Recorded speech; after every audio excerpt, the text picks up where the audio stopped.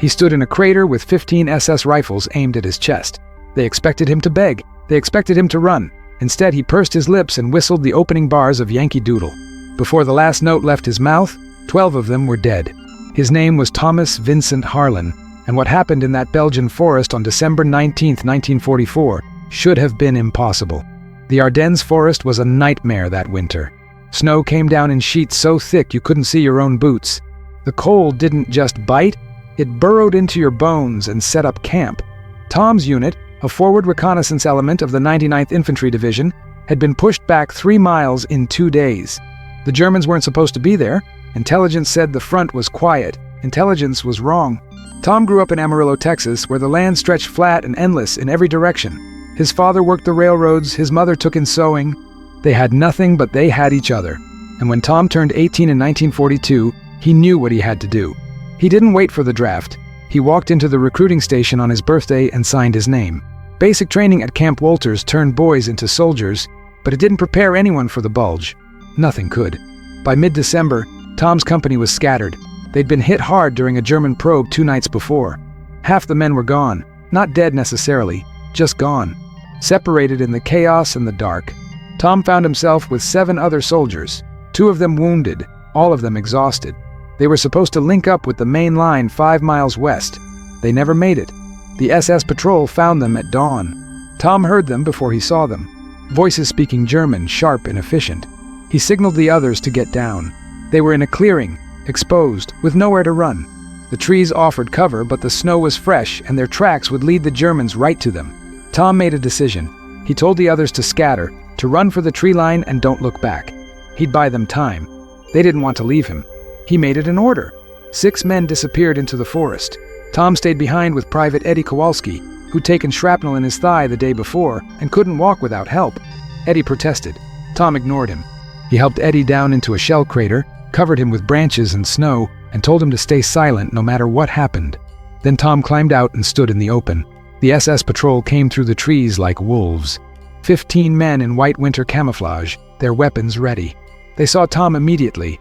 He stood alone in the middle of the clearing, his M1 Garand slung over his shoulder, his hands visible and empty. The SS fanned out, surrounding him in a perfect tactical formation. Their leader, an Obersturmführer with cold eyes and a scar across his jaw, stepped forward. He spoke in broken English, demanded to know where the others were. Tom said nothing. The officer asked again. Tom smiled. That's when he started whistling. Yankee Doodle came to town riding on a pony. The Germans looked at each other, confused.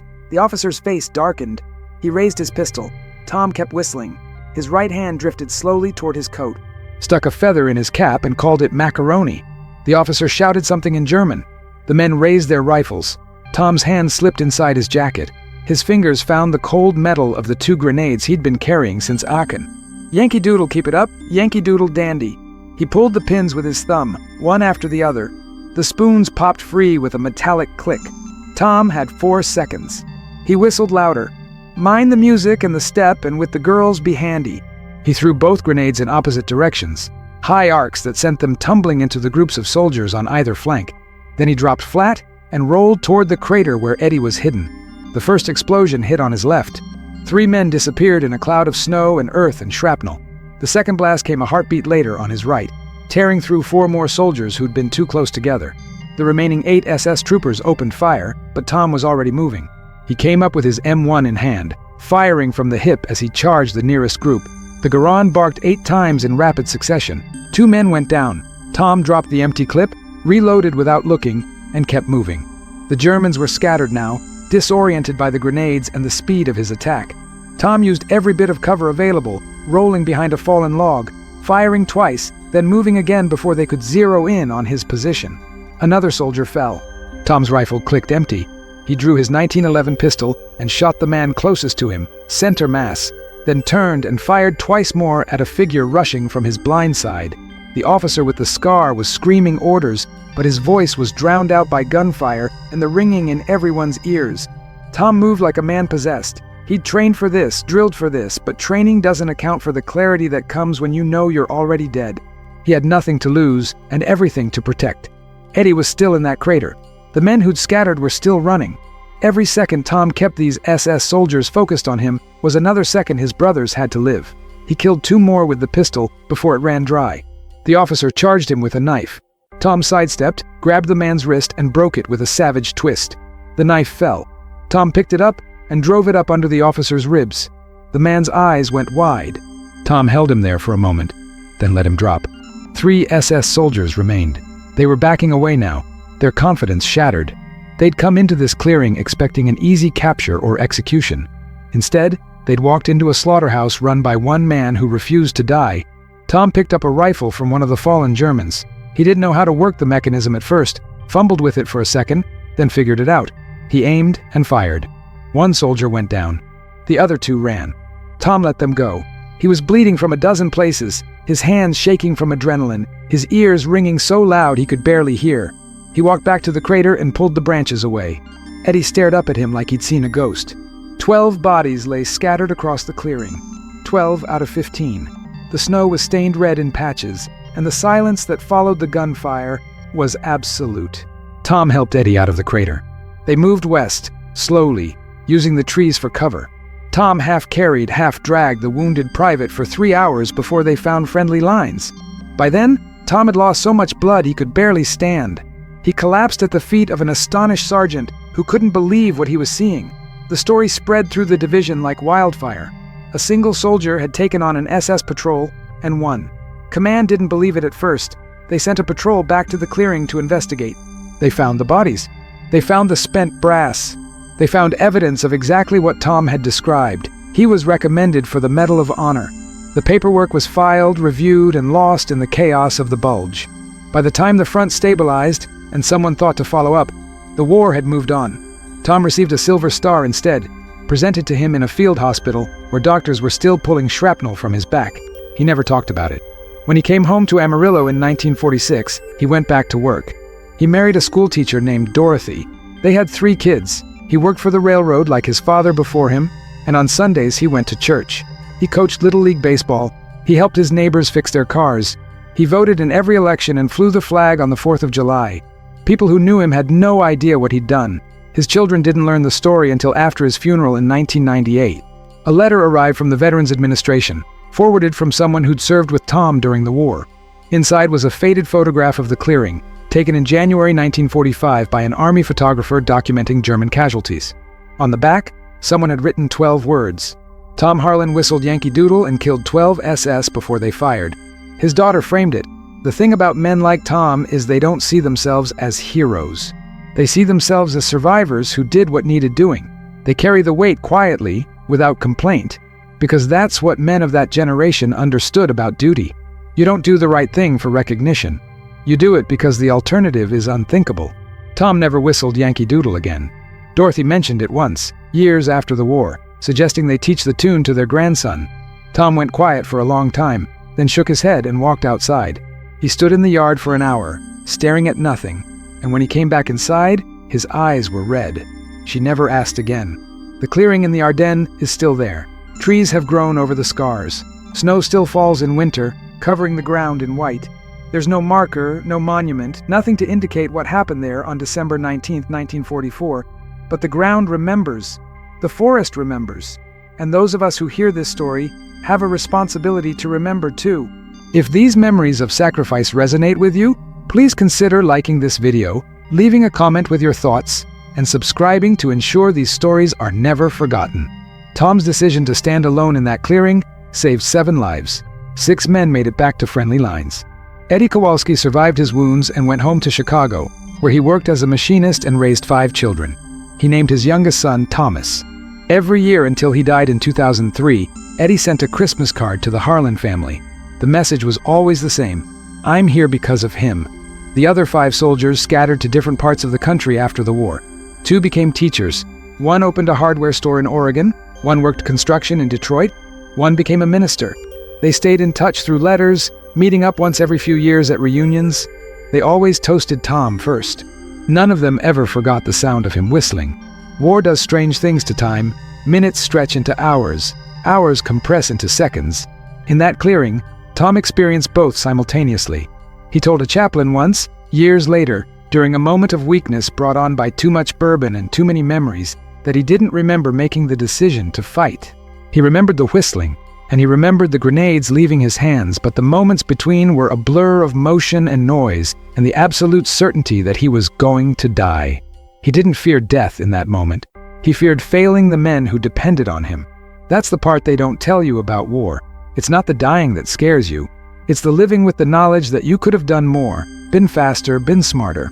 Tom carried that weight every day. He second-guessed every choice he made in that clearing. Should he have thrown the grenades sooner? Should he have told all the men to run instead of staying behind? Should he have surrendered and tried to negotiate? The answer, of course, is no. The SS weren't known for taking prisoners in the Ardennes. They were executing American POWs in fields and ditches throughout the offensive. The Malmedy massacre had happened just days before. Tom knew what surrender meant. He chose to fight because fighting meant his brothers had a chance. 12 SS soldiers died because one man from Amarillo, Texas, refused to let evil win without a fight. The human mind isn't built to process that kind of violence. Tom's hands shook for months after the war.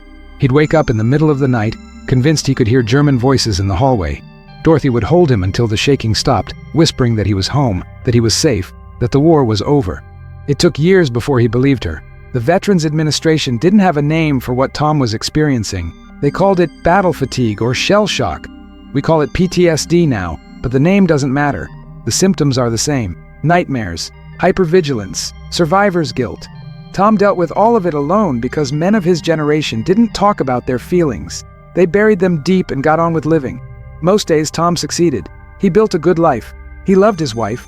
He raised his children with patience and kindness. He taught them to work hard, to tell the truth, and to stand up for people who couldn't stand up for themselves. He never raised his voice in anger. He never lifted a hand against anyone. The man who'd killed 12 enemy soldiers in hand-to-hand combat became the gentlest father his children ever knew. But sometimes, late at night when everyone else was asleep, he'd sit in his workshop in the garage and stare at his hands. Dorothy found him there once, just sitting in the dark. She asked if he was okay. He nodded. She asked if he wanted to talk. He shook his head. She kissed the top of his head and went back inside, leaving him alone with his ghosts. The grenades he'd thrown saved his life, but they haunted him. He could still see the faces of the men who'd been standing too close when the explosives detonated. Young faces, some of them. Boys pretending to be soldiers, just like he'd been. The difference was, he'd been fighting for freedom, and they'd been fighting for tyranny. But dead is dead. And Tom carried the weight of every life he'd taken. He never celebrated the Silver Star. It sat in a drawer, wrapped in tissue paper, untouched for decades. When his grandson found it while helping clean out the house after Tom's death, he asked his mother why Grandpa had never displayed it. She didn't have an answer. Some medals are too heavy to wear. The war changed Tom in ways he never fully articulated. He came home with a deep distrust of authority and an even deeper belief in the importance of individual action. He didn't wait for someone else to fix problems. If his neighbor's roof was leaking, Tom fixed it. If the community center needed repairs, Tom organized the work crew. If a kid in the neighborhood was being bullied, Tom had a quiet word with the bully's father. He lived his values without preaching them. The whistling was tactical. Tom had learned in training that sound could be as effective as bullets when it came to psychological warfare. The SS expected fear. They expected pleading. Instead, they got an American folk tune delivered with absolute defiance. It threw them off balance, made them hesitate, gave Tom the split second he needed to act. But it was more than tactics. It was a statement. You can surround me. You can point your guns at me, but you can't break me. I'm still standing. I'm still American, and I'm taking as many of you with me as I can. Yankee Doodle became a weapon that day. Tom's commanding officer wrote in his recommendation for the Medal of Honor that Private Harlan had displayed extraordinary heroism and complete disregard for his own safety in the face of overwhelming enemy forces. The report detailed the tactical situation, the number of enemy casualties, and the successful extraction of friendly wounded. It described Tom's actions as beyond the call of duty and in keeping with the highest traditions of military service. The paperwork was filed on January 15, 1945. It was lost somewhere between Belgium and Washington, D.C. By the time someone thought to look for it, the war in Europe was over. Tom never knew the recommendation had been submitted. He wouldn't have cared if he did. Years later, a historian researching the Battle of the Bulge came across references to the incident in unit after action reports. He tracked down 3 of the soldiers who'd been there and interviewed them separately. Their stories matched. He found Eddie Kowalski in Chicago and spent an afternoon listening to the old man describe what he'd seen from the bottom of that crater. Eddie cried while telling it. The historian asked if he could write about it. Eddie said only if he promised to get it right, to make people understand what Tom had sacrificed. The historian published an article in a military journal in 1985. A few people read it. Fewer remembered it. Tom never saw it. He'd stopped reading anything about the war decades before. The truth is, most acts of extraordinary courage go unrecognized. They happen in the chaos of battle, witnessed by a handful of people who are too busy surviving to write them down. The men who perform these acts don't think of themselves as heroes. They think of themselves as people who made a choice in an impossible moment. Tom chose to fight.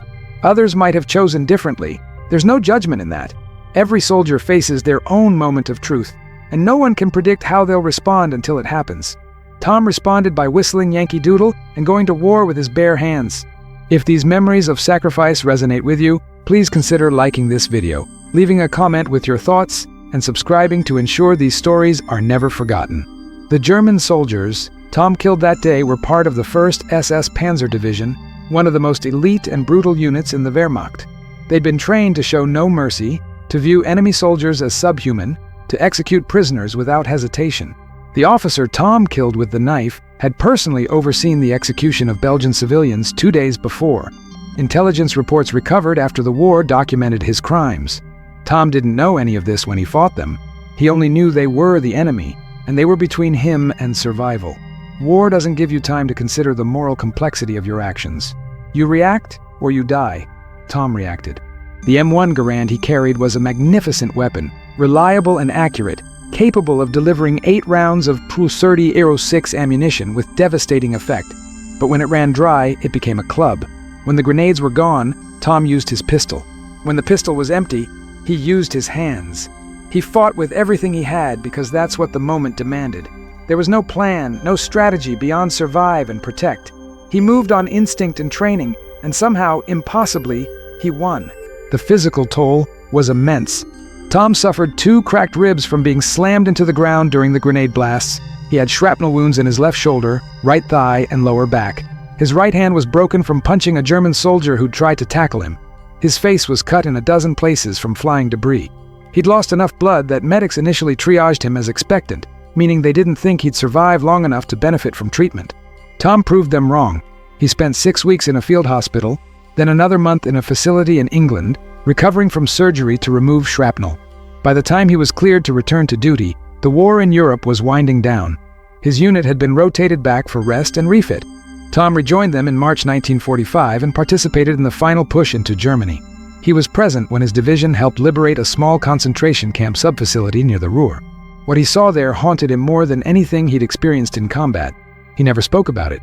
The children he found there, skeletal and silent, staring with eyes that had seen too much, confirmed everything Tom had believed about the necessity of the war. This wasn't politics. This wasn't about territory or resources. This was about stopping genuine evil. And every German soldier he'd killed in that Belgian clearing had been part of the machine that enabled those camps. Tom came home with no regrets about what he'd done, only sorrow that it had been necessary. Dorothy understood him in ways no one else could. She didn't push him to talk. She didn't demand explanations. She simply loved him, completely and without reservation, and she gave him the space to heal at his own pace. When he woke up screaming, she was there. When he disappeared into himself for days at a time, she waited patiently for him to return. When he finally broke down one night in 1952 and told her everything, she held him and didn't let go until dawn. She never told anyone what he'd shared. That was their secret, their burden to carry together. The railroad work was good for Tom. It was physical, demanding, and it kept his hands busy. He liked the simplicity of it. Fix the track, maintain the signals, keep the trains running. There was a right way and a wrong way, and if you did it right, people got where they needed to go safely. Tom appreciated that clarity. The world had too much gray in it. He needed something black and white. He worked the railroad for 40 years. His children remember him as patient and kind, always willing to help with homework or fix a broken toy. He taught them to ride bikes and to throw a baseball. He took them fishing on weekends and camping in the summers. He read to them every night before bed, usually westerns or adventure stories. He never read war stories. When his son came home from school excited about a book on World War II, Tom listened politely, then changed the subject. His children learned not to ask about the war, but they noticed things.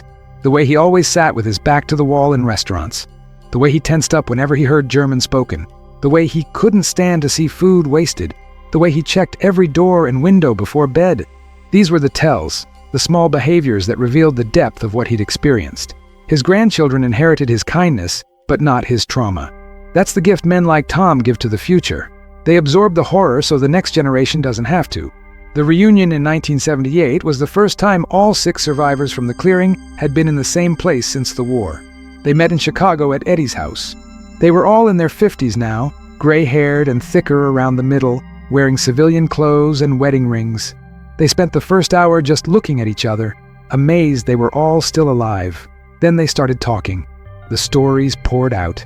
What they'd done after the war, where they'd ended up, the families they'd built, the lives they'd lived. They laughed at shared memories of training and terrible army food. They grew quiet when someone mentioned the men who hadn't made it home, and they toasted Tom repeatedly until he asked them to stop because he couldn't handle the attention. Eddie stood up, unsteady on his feet from the whiskey and the emotion, and said something that everyone in that room remembered for the rest of their lives. Tom gave me 50 more years. I got to meet my wife. I got to raise my kids. I got to see my grandchildren. Every good thing in my life exists because he stood in that clearing and decided I was worth saving. How do you thank someone for that? You can't. You just live the best life you can and hope it's enough. Tom excused himself and went outside. Dorothy found him 10 minutes later, sitting on Eddie's back porch, crying quietly. She sat next to him and took his hand. He told her he didn't deserve their gratitude. She told him he deserved everything good in the world. They sat there until he was ready to go back inside. That was the last reunion Tom attended. He loved those men, but being around them brought back too much. The memories were too raw, too close to the surface. He needed distance to function, and the reunions stripped that away. The others understood. They kept in touch through letters and occasional phone calls, but they never pushed him to attend again. They honored his need for peace. Tom died on a Tuesday in February 1998. He'd been working in his garden, planting bulbs for spring, when his heart gave out. He was 74 years old. Dorothy found him lying in the dirt, his hands still covered in soil, a peaceful expression on his face. The doctor said it was quick. Tom wouldn't have suffered. The funeral was crowded. His children were surprised by how many people showed up. Railroad workers who'd known him for decades, neighbors he'd helped over the years, members of the church, Little League players he'd coached, now grown with children of their own. And in the back, 5 old men in suits, standing at attention. The survivors had come to pay their respects. They filed past the casket, each touching it briefly, whispering words no one else could hear. At the cemetery, they stood together as the honor guard fired the 3-volley salute. When the bugler played taps, Eddie broke down completely. The others held him up. After everyone else had left, the 5 men remained. They stood in the cold, staring at the fresh grave, and one of them started to whistle, softly at first, then louder. Yankee Doodle filled the air, carried on the February wind. The others joined in, their breath fogging in the cold, until all 5 were whistling the tune that had saved their lives 54 years before. Dorothy watched from her car, tears streaming down her face. They whistled until the song was done, then they saluted the grave and walked away. They never came back. That was goodbye. The letter from the VA arrived 3 weeks later, forwarded by someone tracking down survivors for a documentary project. Inside was the photograph and the handwritten note. Dorothy stared at it for a long time, trying to reconcile the man she'd loved with the warrior in the story. They were the same person, but also completely different. The Tom she knew was gentle and quiet. The Tom in the photograph was something else entirely. She kept the photograph but never showed it to anyone while she was alive. It was too personal, too raw. When she passed away in 2004, her children found it while going through her things. They had it framed, along with the silver star Tom had never displayed, and hung them together in the local VFW hall. The plaque beneath them reads, Thomas Vincent Harlan, 99th Infantry Division, The Bulge, American Hero. Tom would have hated that last part, but he earned it anyway. The clearing in Belgium remained untouched for decades after the war. Eventually, developers bought the land and turned it into a subdivision. Houses now stand where Tom fought for his life. Children play in yards that were once battlefields. People live their lives completely unaware of the history beneath their feet. Maybe that's appropriate. Tom didn't fight for monuments or recognition. He fought for the future, for the idea that ordinary people could live ordinary lives in peace. Those houses and those children represent everything he believed in.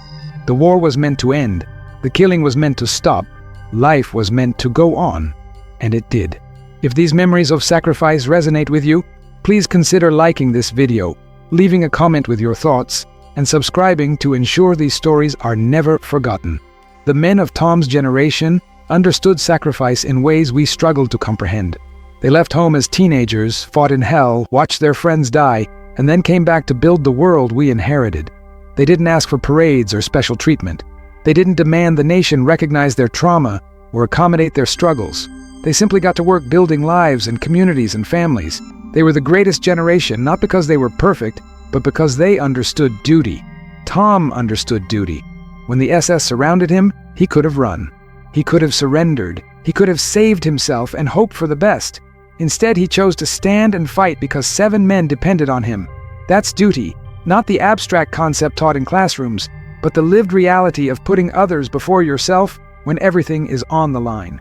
12 SS soldiers died because one man chose duty over survival. The ripple effects of that choice are incalculable. Eddie's 5 children had children of their own. Those grandchildren had children.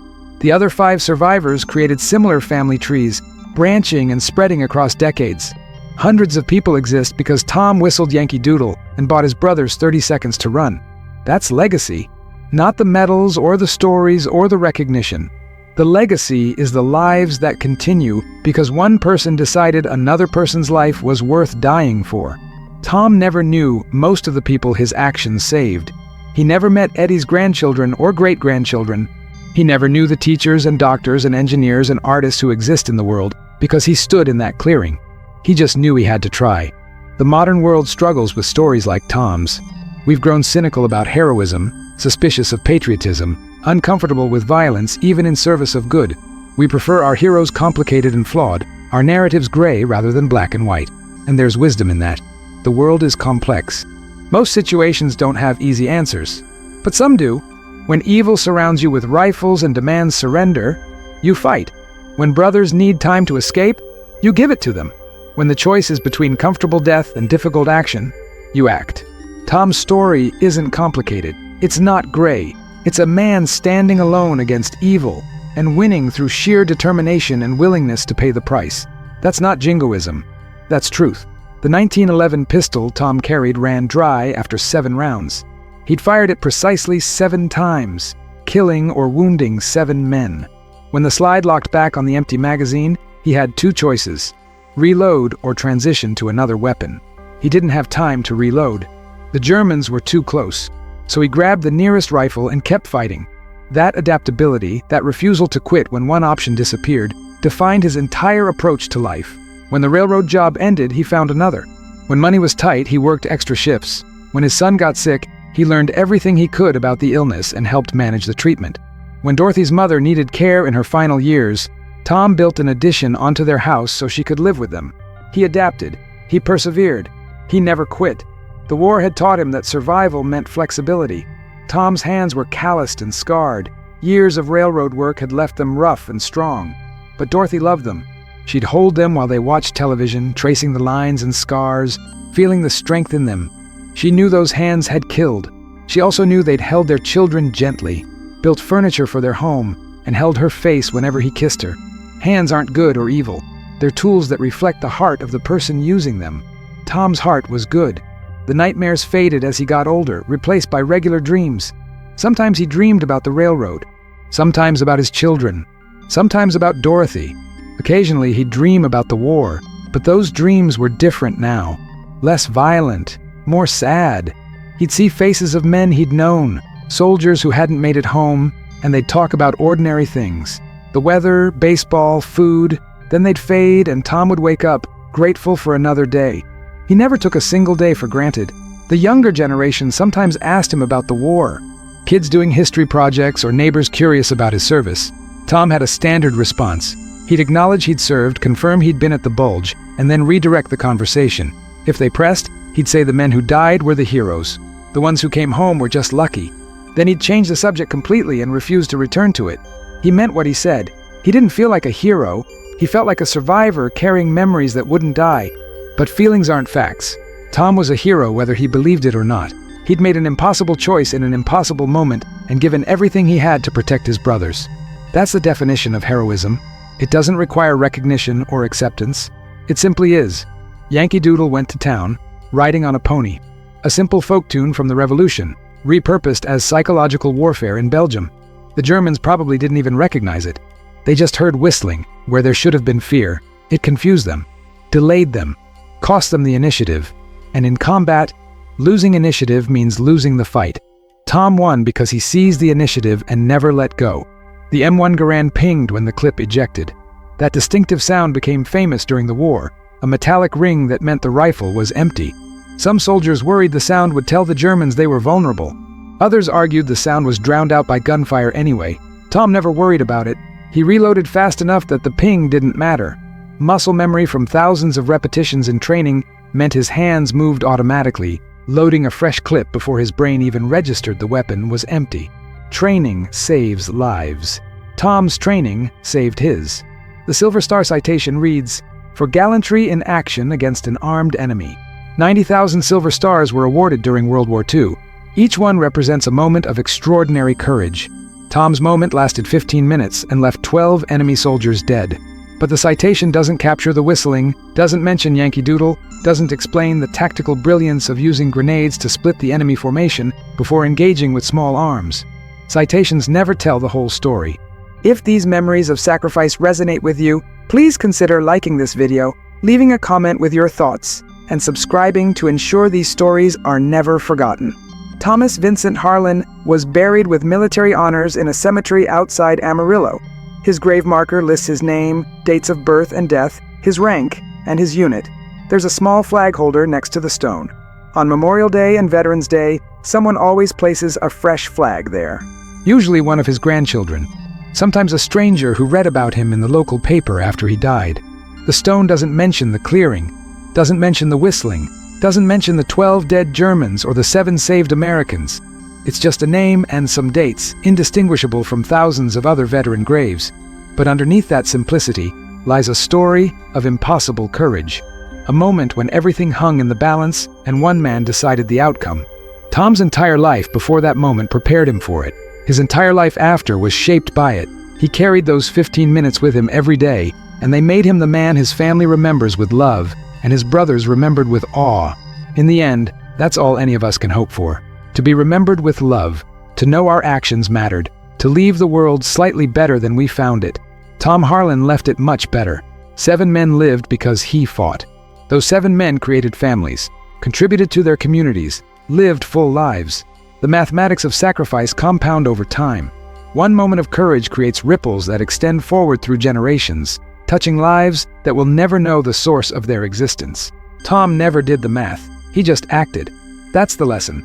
Not the tactics or the weapons or even the courage. The lesson is simple. When the moment comes, act. Don't hesitate. Don't calculate the odds. Don't wait for someone else. Just act. Tom whistled Yankee Doodle and changed the world. The 6 men who scattered into the forest that morning ran without looking back. Tom had given them an order and they followed it, even though every instinct screamed at them to stay and fight alongside him. They crashed through the snow-covered underbrush, their breath coming in ragged gasps, the sound of gunfire erupting behind them. Each man thought the same thing. Tom was buying their escape with his life. Private First Class Robert Chen made it furthest before stopping. He was a rifleman from San Francisco, quick on his feet and trained in woodland navigation. He'd put maybe 400 yards between himself and the clearing when the explosion started. 2 distinct blasts, grenades from the sound of them, followed by sustained rifle fire. Robert dropped behind a fallen tree and listened. The shooting went on for what seemed like forever, but was probably less than 2 minutes. Then silence. Robert waited. The silence stretched. He wanted to go back, wanted to help, but Tom's order had been clear. Get to friendly lines. Report what happened. Don't throw away the time he was buying. Robert forced himself to turn west and keep moving. Tears froze on his cheeks as he ran. Corporal James Mitchell had grabbed Private Danny Sullivan by the collar and dragged him along. Danny was 19, from Boston, and this was his first real combat. He kept trying to turn back toward the clearing. Mitchell slapped him once, hard, and told him to run, or Tom's sacrifice would mean nothing. They ran together. Mitchell practically carrying the younger soldier through the deep snow. When they heard the grenades, Danny collapsed. Mitchell hauled him back up and shoved him forward. They didn't stop moving until they were so exhausted they couldn't take another step. Only then did Mitchell allow them to rest, huddled together against a rock formation, while the sounds of Tom's last stand echoed in their memories. Sergeant Paul Davidson was the ranking soldier among those who escaped. He'd served since 1941, seen action in North Africa and Sicily before the Bulge. He knew what Tom was doing, and he hated it. Command decisions meant living with consequences, and Paul would live with this one forever. He'd allowed a private to stay behind and face certain death. It didn't matter that Tom had volunteered. It didn't matter that there was no other option. Paul carried the weight of that choice for the rest of his life. He led the other two men with him, Privates Lucas Grant and Michael Torres, on a forced march west. They moved fast and quiet, using every bit of cover available. Paul's mind was already working on the after-action report he'd have to file. How do you explain that one man took on 15 SS soldiers? Who would believe it? The German soldiers who escaped Tom's assault ran back to their lines and reported contact with a large American force, possibly platoon strength. They claimed to have been ambushed by superior numbers using grenades and automatic weapons. Their story changed multiple times in the retelling, each version expanding the number of Americans involved. No one mentioned a single soldier whistling a tune. No one admitted they'd been routed by one man. The SS company commander who received the report was skeptical, but sent a larger patrol back to investigate. They found the clearing the next day. 12 bodies, some killed by grenades, others by rifle fire, the officer with a knife wound. The snow was trampled and bloody. Spent brass littered the ground. The scene told a story of fierce resistance, but the tactical situation made no sense. Where had the Americans gone? Why leave their dead? They never figured it out. Tom's evacuation from the field hospital to England happened on a freezing January morning. He was loaded onto a truck with 24 other wounded soldiers, all of them wrapped in blankets, most of them drugged with morphine. The truck bounced over rough roads for 6 hours before reaching an airfield. Tom faded in and out of consciousness during the flight, aware only of pain and the drone of engines. He woke up in a clean bed with white sheets. A nurse was changing his bandages. She had kind eyes and gentle hands. When she saw he was awake, she smiled and told him he was safe, that he was in England, that the doctors had done good work. Tom tried to ask about Eddie, about the others, but his throat was too dry. The nurse gave him water and told him to rest. Recovery was slow. The shrapnel wounds weren't deep, but they were numerous. His broken hand required a cast. The cracked ribs meant breathing hurt for weeks. But the physical injuries healed faster than the mental ones. Tom would lie in his hospital bed at night, staring at the ceiling, replaying the fight over and over. What could he have done differently? Could he have saved all 15? Should he have killed the runners? A chaplain visited regularly. Father Michael O'Brien from Brooklyn, with an accent that reminded Tom of home. The priest didn't push religion, he just sat and talked. Asked Tom about Texas, about his family, about what he wanted to do after the war. Sometimes they'd play cards, sometimes they'd just sit in silence. The chaplain understood that healing doesn't follow a schedule. One afternoon, Father O'Brien asked Tom if he wanted to talk about what happened in Belgium. Tom said no. The priest nodded and asked if Tom felt guilty about killing. Tom thought about it for a long time, then said he felt guilty about not feeling guilty. The killing had seemed necessary in the moment, justified by the circumstances. Looking back, he couldn't find remorse for the act itself, only sorrow that the act had been required. Father O'Brien told him that was normal, that men in war did terrible things for good reasons, that God understood the difference between murder and combat, that carrying the weight was enough penance. Tom wanted to believe him. The doctors cleared Tom for return to duty in March. He was assigned to a replacement depot while waiting for his unit to rotate back from the front. He spent his days doing make-work tasks, filling sandbags and cleaning equipment. The tedium was maddening. He'd gone from the most intense experience of his life to absolute boredom in a matter of weeks. Other soldiers treated him strangely. Word had spread about the clearing. Rumors and exaggeration had turned the story into legend. Some men claimed Tom had killed 20 Germans. Others said 30. Someone started calling him the Whistler. Tom hated it. He avoided the mess hall because men would stare or ask questions.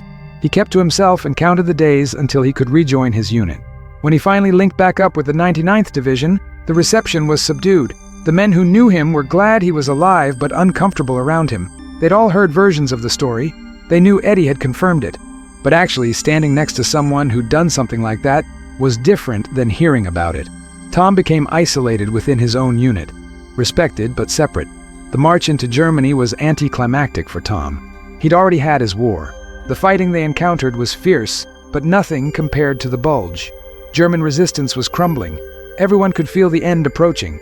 Tom went through the motions, following orders, doing his job, but emotionally he was already gone. Then they found the camp. It wasn't one of the major camps, just a small facility attached to a factory where prisoners had been worked to death. The SS guards had fled 2 days before. The prisoners who remained were too sick or weak to leave. Tom was part of the first squad through the gates. The smell hit him first. Human waste and death and disease. Then he saw the bodies stacked like cordwood behind one of the buildings.